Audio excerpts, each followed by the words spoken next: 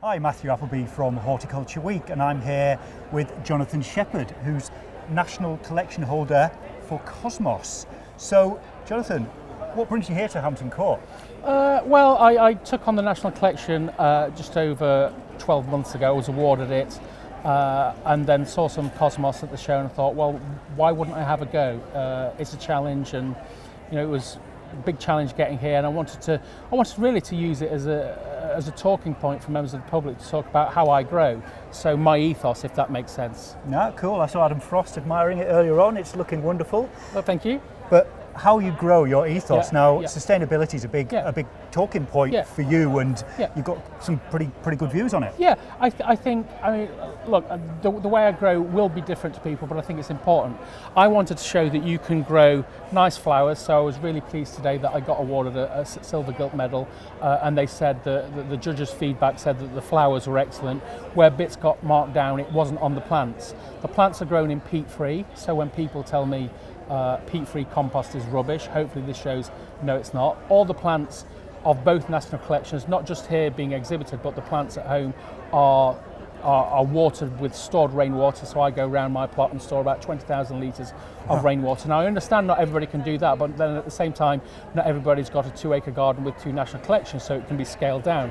I think that's important. I also think it's important when you look at plants that, we talk about agriculture and runoff and nitrogen feed and high feed, that all these plants have been fed with homemade comfrey feed, so that actually they've been judged and how they look, not sourcing in lots of bought-in feed. And I think stuff like that's important, and stuff about making your own compost and not bringing plastic pots to the flower shows and not wrapping up your plant trolleys with cellophane wrap and things like that. So that's how I've grown it, and hopefully it will be a talking point to what I would call ordinary gardeners that may in the past have gone and bought a bag just full of peat because they thought that was the only option, to say, well, look, you can grow nice flowers and judges see them as nice, so it's not just me thinking they're nice, without using peat, without turning the tap on straight away, without pumping them full of feed. So what do you think the industry should be campaigning on at the moment? What should be the focuses of the industry trade bodies? For me, I appreciate that the industry is very different to what I would call sort of your amateur gardener. So they may say it's easy for me to say that I can water my plants using rainwater and using peat-free, but they're very different. I think that some of these things are harder to do, but just because they're harder to do doesn't mean you shouldn't be trying to do them and you shouldn't be moving that way. So when I hear that peat has to be used across the board, I'm not convinced, but they may say I'm wrong about that. I think we just need to be considerate of being just more sustainable, so that I appreciate that they've got a business and a job and they need to sell plants and stuff, but we need to look at every one of our actions. So even when we come to flower shows, think about how every act, it has a consequence. How can we be more sustainable? I didn't bring any plastic plant pots because I didn't need to. Actually, I'll sell a few seeds because for me, people can grow these Cosmos from seeds. I don't need to ship in a load of plants and get trucks on the road bringing in ready-grown plants.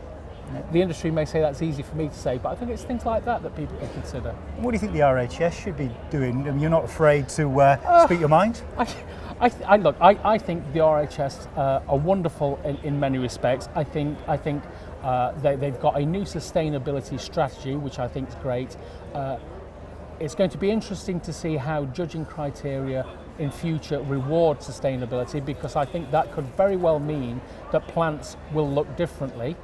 And therefore the judging criteria have got to recognise that, so that it would be so easy to pump a plant full of bought-in feed and make it look almost abnormal. It's the way I describe it is that a plant on steroids. We don't reward 100-metre runners that can go quicker with steroids, and so we all know when Ben Johnson beat Carl Lewis, he came first and was quicker, but it was deemed to be cheating. If we're talking about sustainability, then don't we need to say, this is what a plant now looks like when it's not pumped full of feed, this is almost how it looks more naturally, this is better for pollinators.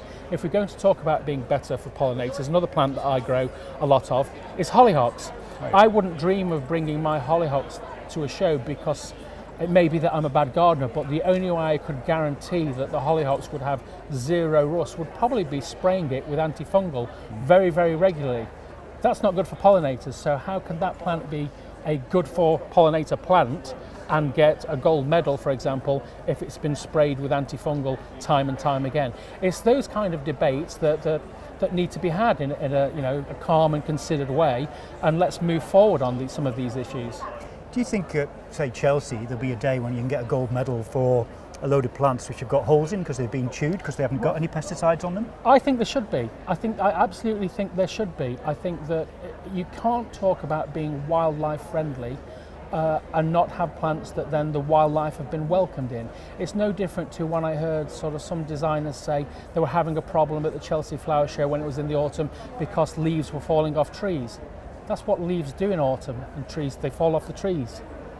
That can't be seen as a bad thing. You have to work with nature. If we're going to talk about sustainability, it's not going to be working against it or the quick wins.